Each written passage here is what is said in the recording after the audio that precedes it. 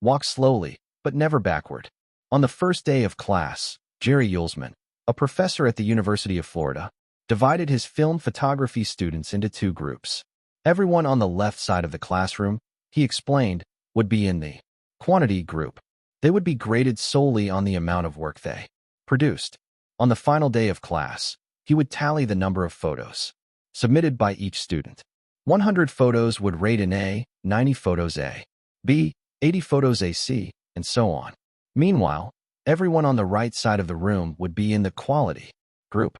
They would be graded only on the excellence of their work. They would only need to produce one photo during the semester, but to get an A, it had to be a nearly perfect image. At the end of the term, he was surprised to find that all the best photos were produced by the quantity group. During the semester, these students were busy taking photos, experimenting with composition and lighting, testing out various methods in the darkroom, and learning from their mistakes. In the process of creating hundreds of photos, they honed their skills. Meanwhile, the quality group sat around speculating about perfection. In the end, they had little to show for their efforts other than unverified theories and one mediocre photo. Asterisk. It is easy to get bogged down trying to find the optimal plan for change, the fastest way to lose weight, the best program to build muscle, the perfect idea for a side hustle. We are so focused on figuring out the best approach that we never get around to taking action. As Voltaire once wrote, the best is the enemy of the good. I refer to this as the difference between being in motion and taking action. The two ideas sound similar, but they're not the same. When you're in motion, you're planning and strategizing and learning. Those are all good things, but they don't produce a result. Action, on the other hand, is the type of behavior that will deliver an outcome. If I outline 20 ideas for articles I want to write, that's motion. If I actually sit down and write an article, that's action. If I search for a better diet plan and read a few books on the topic, that's motion. If I actually eat a healthy meal, that's action. Sometimes motion is useful, but it will never produce an outcome by itself. It doesn't matter how many times you go talk to the personal trainer, that motion will never get you in shape. Only the action of working out will get the result you're looking to achieve. If motion doesn't lead to results, why do we do it? Sometimes we do it because we actually need to plan or learn more. But more often than not, we do it because motion allows us to feel like we're making progress without running the risk of failure. Most of us are experts at avoiding criticism. It doesn't feel good to fail or to be judged publicly, so we tend to avoid situations where that might happen. And that's the biggest reason why you slip into motion rather than taking action. You want to delay failure. It's easy to be in motion and convince yourself that you're still making progress. You think, I've got conversations going with 4 potential clients right now. This is good. We're moving in the right direction. Or I brainstorm some ideas for that book I want to write. This is coming together. Motion makes you feel like you're getting things done. But really, you're just preparing to get something done. When preparation becomes a form of procrastination, you need to change something. You don't want to merely be planning. You want to be practicing. If you want to master a habit, the key is to start with repetition, not perfection. You don't need to map out every feature of a new habit. You just need to practice it.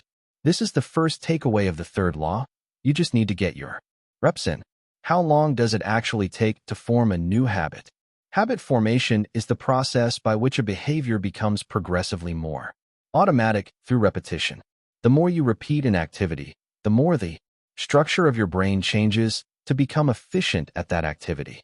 Neuroscientists call this long-term potentiation, which refers to the strengthening of connections between neurons in the brain based on recent patterns of activity. With each repetition, cell-to-cell signaling improves and the neural connections tighten. First described by neuropsychologist Donald Hebb in 1949, this phenomenon is commonly known as Hebb's law. Neurons that fire together wire together. Repeating a habit leads to clear physical changes in the brain. In musicians, the cerebellum, critical for physical movements like plucking a guitar string or pulling a violin bow, is larger than it is in non-musicians. Mathematicians, meanwhile, have increased gray matter in the inferior parietal lobule, which plays a key role in computation and calculation. its size is directly correlated with the amount of time spent in the field. The older and more experienced the mathematician, the greater the increase in gray matter. When scientists analyzed the brains of taxi drivers in London, they found that the hippocampus, a region of the brain involved in spatial memory, was significantly larger in their subjects than in non-taxi drivers. Even more fascinating, the hippocampus decreased in size when a driver retired. Like the muscles of the body responding to regular weight training, particular regions of the brain adapt as they are used and atrophy as they are abandoned. Of course, the importance of repetition in establishing habits was recognized long before neuroscientists began poking around. In 1860, the English philosopher George H. Lewis noted, in learning to speak a new language, to play on a musical instrument, or to perform unaccustomed movements, great difficulty is felt because the channels through which each sensation has to pass have not become established, but no sooner has frequent repetition cut a pathway than this difficulty vanishes. The actions become so automatic that they can be performed while the mind is otherwise engaged. Both common sense and scientific evidence agree. Repetition is a form of change. Each time you repeat an action, you are activating a particular neural circuit associated with that habit. This means that simply putting in your reps is one of the most critical steps you can take to encoding a new habit. It is why the students who took tons of photos improved their skills while those who merely theorized about perfect photos did not. One group engaged in active practice, the other in passive learning. One in action, the other in motion.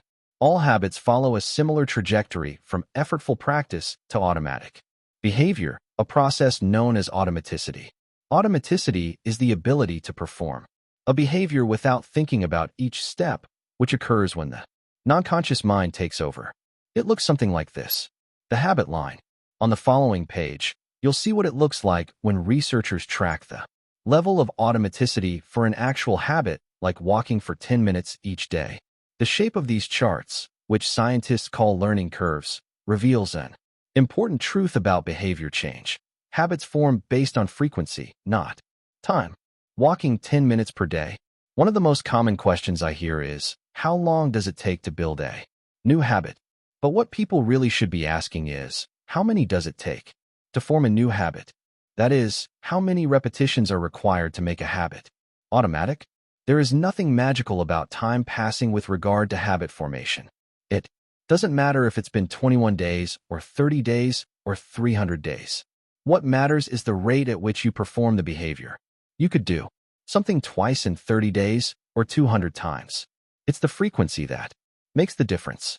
Your current habits have been internalized over the course of hundreds, if not thousands, of repetitions. New habits require the same level of frequency.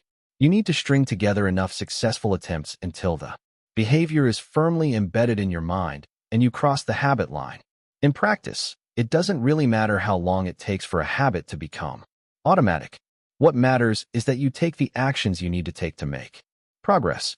Whether an action is fully automatic is of less importance. To build a habit, you need to practice it. And the most effective way to make practice happen is to adhere to the third law of behavior change. Make it easy. The chapters that follow will show you how to do exactly that. Chapter Summary. The third law of behavior change is make it easy. The most effective form of learning is practice, not planning. Focus on taking action, not being in motion. Habit formation is the process by which a behavior becomes progressively more automatic through repetition. The amount of time you have been performing a habit is not as important as the number of times you have performed it.